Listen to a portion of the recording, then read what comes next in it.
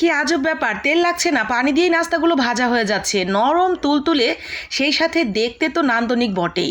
প্রথম দেখাতেই যে কারো নজর আটকে যাবে। আর ভেতরে পুরে ঠাসা এই নরম তুলতুলে নাস্তাগুলো খাওয়ার পরে যে কারো মন ভালো হয়ে যাবে। অসম্ভব মজার এই নাস্তাটি একদিন বানিয়ে ফেলুন দেখি। প্রথমেই নিয়ে নিতে হবে ময়দা। এই নাস্তাটা কিন্তু ময়দা দিয়ে বানালেই বেশি ভালো রেজাল্ট আসবে। সাথে স্বাদ মতো লবণ, 1 চামচ চিনি, তার সাথে বেকিং সোডা, আর দিয়ে দিচ্ছি অল্প একটু বেকিং পাউডার। এখন দিয়ে দিলাম রান্নার রেগুলার তেল, তার সাথে দিয়ে দিচ্ছি অল্প একটু টক দই। আমি টক দইটা বাসাতেই অল্প একটু দুধের মধ্যে লেবু দিয়ে মিশিয়ে রেখেছিলাম, সেই টক দইটা দিয়ে দিলাম।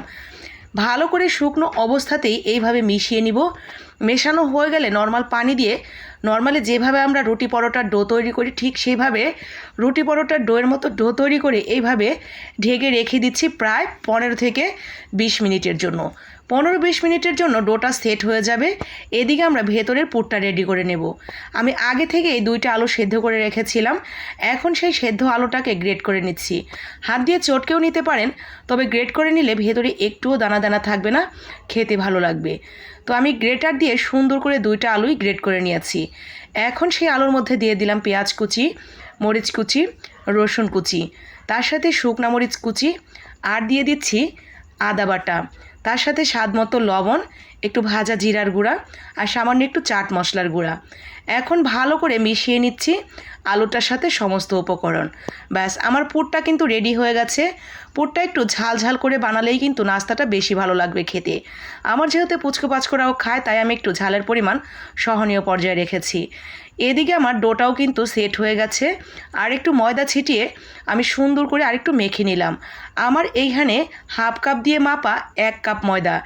1 কাপ ময়দা থেকে আমি প্রথমে 5টা লেচি তৈরি করেছিলাম, পরে 5টা থেকে আর অল্প অল্প করে ছিঁড়ে ছিঁড়ে আমি মোট 6টা লেচি তৈরি করেছি। মানে আমার 6টা হয়েছে নাস্তা। তো এইভাবে মাঝখানে পুরটা দিয়ে সুন্দর করে আমি মুখটা সিল করে দিলাম। এখন হাত দিয়ে সুন্দর করে গোল করে নিয়ে একটু ময়দা ছিটিয়ে সুন্দর করে হালকা করে একটু বেলে নিব। একটু লম্বাটে করে বেলে নিব। নাস্তাটা লম্বাটে করে বেললেই দেখতে বেশি ভালো লাগে। খুব বেশি চাপাচাপি করা যাবে না কিন্তু, তাহলে ভেতরে পুরটা বেরিয়ে আসবে। হালকা হাতে এভাবে লম্বা করে বেলে নিয়েছি। হাতে সামান্য একটু পানি লাগিয়ে উপরের দিকটাতে দিয়ে নিলাম। একটু কালো জিরা ছিটিয়ে দিলাম, উপর সাদা তিল দিয়ে দিলাম, আর এখন দিয়ে দিব একটু ধনিয়া পাতা। সাদা তিল, কালো জিরা, ধনিয়া পাতা কোনোটা যদি হাতের কাছে না থাকে না দিলেও কিন্তু চলছে। তারপরে সামান্য একটু বেলুন দিয়ে একটু জাতা দিয়ে দিলাম যাতে লেগে যায়। তো হয়ে গেছে। ঠিক এইরকম মোটা মোটাই হবে নাস্তাগুলো। আর নাস্তাগুলো ভাজার জন্য আমরা পানি দিয়ে দিলাম তেলের বদলে। এখন ঢাকনা দিয়ে ঢেকে দিচ্ছি। 2 থেকে 2.5 মিনিটের মধ্যেই কিন্তু এটা ফুলে ডাবল হয়ে যাবে। তারপরে উল্টে নিলেই রেডি হয়ে গেল। এখন যদি চান আপনি এইভাবেই রেখে দিবেন, এভাবেও খাওয়া যাবে। তো আমি উপর দিয়ে সামান্য একটু ঘি দিয়ে উপরের পাশটা সামান্য একটু রং করে নেব। কালারটা দেখতেও সুন্দর লাগবে, আর ঘিয়ের ফ্লেভারের জন্য খেতেও ভালো লাগবে। তো সামান্য একটু ঘি দিয়ে এইভাবে সামান্য করে একটু ভেজে নিয়েছি। আবারও আরেকটা ভাজার জন্য প্যানে দিয়ে দিলাম পানি, আর সেই পানির মধ্যে সেই নাস্তাটা ফুলে ডাবল হয়ে যায় পানি দেওয়ার কারণে। তো সুন্দর করে আবারও আমি উপর দিয়ে একটু ঘি দিয়ে ওই পাশটাতে সামান্য একটু কালার নিয়ে আসবো। আর এই নাস্তার রেসিপিটা আমি মাসখানেক আগে একটা আপুর ভিডিওতে, রিলস ভিডিওতে দেখেছিলাম। আমার দেখা মাত্রই খুব ভালো লেগে গিয়েছিল, আর মনে হচ্ছিল নাস্তাটা বেশ ভালো হবে খেতে। আমি বাসায় একবার ট্রাই করার পরে আমার কাছে অসম্ভব ভালো লেগেছে। আর আমার কাছে যে নাস্তার রেসিপিগুলো খেতে ভীষণ ভালো লাগে, আমি কিন্তু সবসময় সেগুলোই আপনাদের সাথে শেয়ার করি। তো যে আপুর রিলস ভিডিওটা দেখেছিলাম মাসখানেক আগের কথা, আমার চ্যানেলটার নাম মনে নেই, তবুও যারা দেখবেন এই মুহূর্তে আমি আপুকে কিন্তু অসংখ্য অসংখ্য ধন্যবাদ জানিয়ে দিলাম।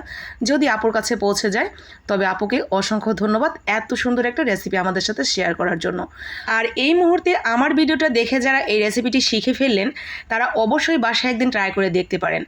আমার কাছে ভীষণ ভীষণ ভালো লেগেছে, ইভেন আমার পুচকো পাচকোদের কাছেও। তো আপনারাও বাসায় ট্রাই করবেন। আশা করি কেউ এর টেস্ট থেকে একেবারে নিরাশ হয়ে যাবেন না। ভালো লাগলে অবশ্যই লাইক, কমেন্ট, শেয়ার করে দিবেন। আসসালামু আলাইকুম।